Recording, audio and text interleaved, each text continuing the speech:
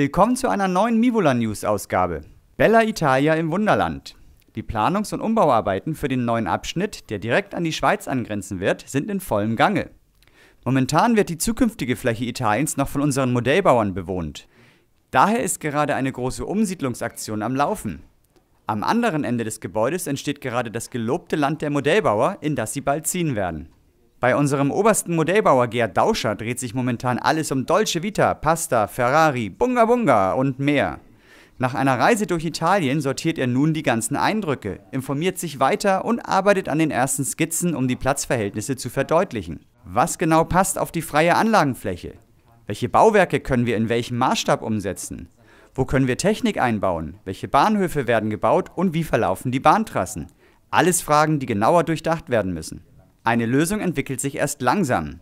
Zu viel sei noch nicht gesagt, aber unsere Hauptbaumerkmale werden wohl auf den Themen Küste, Meer und Wasser liegen. Einige angedachte Bauwerke sind der Petersdom aus Rom, der schiefe Turm von Pisa oder die Ponte Vecchio aus Florenz. Weitere Ideen sind die Brückenlandschaften aus der Lagune von Venedig, die Vulkanlandschaft rund um den Vesuv in Neapel, die Ruinenstadt von Pompeji oder die Stadt Alberobello mit ihren Trulli-Hirtenhütten. Gibt es genügend Platz für so viele Ideen? All das auf nur ca. 100 Quadratmeter darzustellen? Unmöglich.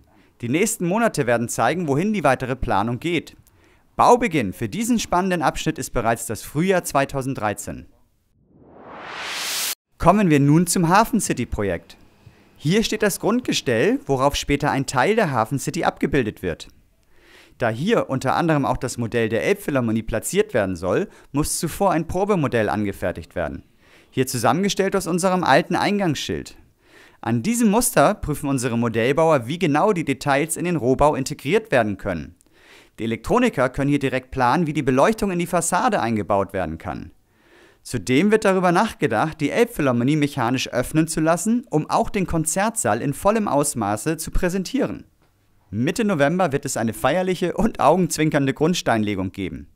Dann werden wir ausführlich über unser Vorhaben berichten und Gerrit wird es zum Anlass nehmen, um das Projekt detailliert in seinem Tagebuch vorzustellen. Die Modellbauer sind natürlich immer fleißig dabei, die Anlage weiter zu verschönern und mit vielen Details auszustatten. Dazu gehört natürlich immer wieder die Neubegrünung einzelner Flächen. Eine mühsame Arbeit. Hier wird ein Großteil des Mitteldeutschland-Abschnittes verschönert und in ein neues Grün verzaubert. Was die anderen Abschnitte betrifft, überall ist nun eine wichtige Kleinigkeit neu hinzugekommen. Ab sofort wird man in Handygesprächen der Wunderländer-Einwohner immer seltener hören: Was? Ich höre dich nicht. Ich habe kein Netz. Denn jetzt wurde ein flächendeckendes Mobilfunknetz mit den entsprechenden Funkmasten in kleinen installiert. Und nicht nur der Handyempfang hat sich verbessert. Viele Wunderländer Wohnungen, besonders in ländlichen Regionen, haben nun dank neuer Satellitenschüsseln einwandfreien Fernsehempfang, wodurch die neue allgemeine Rundfunkgebührenpflicht nun gerechtfertigt ist. Lange hat es gedauert, aber nun ist unser neuer Restaurantbereich endlich eröffnet. Durch die viel größere Küche ist es nun möglich, euch eine viel breitere Palette an Speisen und Getränken anzubieten. An unserer Live-Cooking-Station kannst du nun dabei zusehen, wie wir dein Pastagericht frisch zubereiten. An der Salatstation kann sich der Genießer eine gesunde Mahlzeit zusammenstellen oder an unserer Spezialtheke gibt es eine Auswahl an Tagesgerichten. Aber nicht nur unsere neue Speisekarte kann sich sehen lassen, die gesamte Atmosphäre lädt zum Verweilen ein. Ein weiteres Highlight im Restaurant ist dieses kleine Modell. Für unsere großzügigen Gäste gibt es hier eine lustige Möglichkeit, sich spendabel zu zeigen. Diese neue Trinkgeldbox lädt dazu ein, den kleinen Euro-Anbetern ein paar Münzen einzuwerfen. Dafür gibt es bei jedem Einwurf als Gegenleistung ein tanzendes Dankeschön. Wir freuen uns auf Ihren Besuch.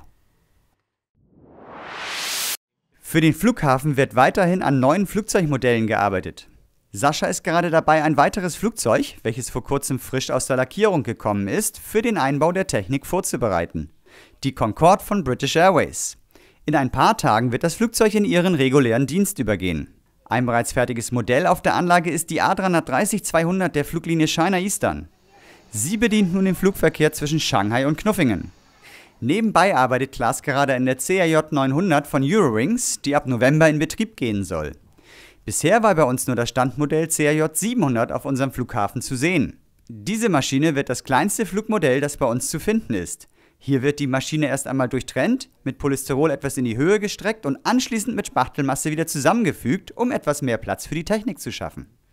Abschließend wird das Modell lackiert und ist dann bald auf der Startbahn zu sehen. Für eine neue Knopfdruck-Austauschfläche des Hamburg-Abschnittes hat sich Stefan etwas Verrücktes ausgedacht, und zwar einen Haialarm. Mitten auf einem kleinen ruhigen See erscheint aus dem Nichts eine Haiflosse.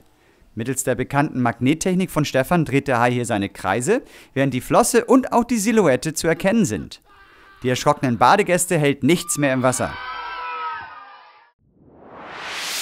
Bombenstimmung im Wunderland. Nur 20 Meter vor unserer Eingangstür, im Schlamm des Fletes, wurde bei Inspektionsarbeiten ein 500 Pfund Blindgänger aus dem Zweiten Weltkrieg entdeckt. Innerhalb kürzester Zeit wurde die Entschärfung des Blindgängers vorbereitet, dabei kamen einige Spezialfahrzeuge zum Einsatz, die man zum Glück eher selten sieht. Am Abend wurde dann der Blindgänger aus dem Wasser gehoben, erfolgreich entschärft und abtransportiert. Natürlich hatten wir Angst um unser Wunderland, allerdings ist es auch ein spannendes Erlebnis gewesen. Vielleicht setzen wir ja das Ganze bei uns demnächst mal auf der Anlage in Szene. Das war's für diese Folge, vielen Dank fürs Zusehen und bis zum nächsten Mal.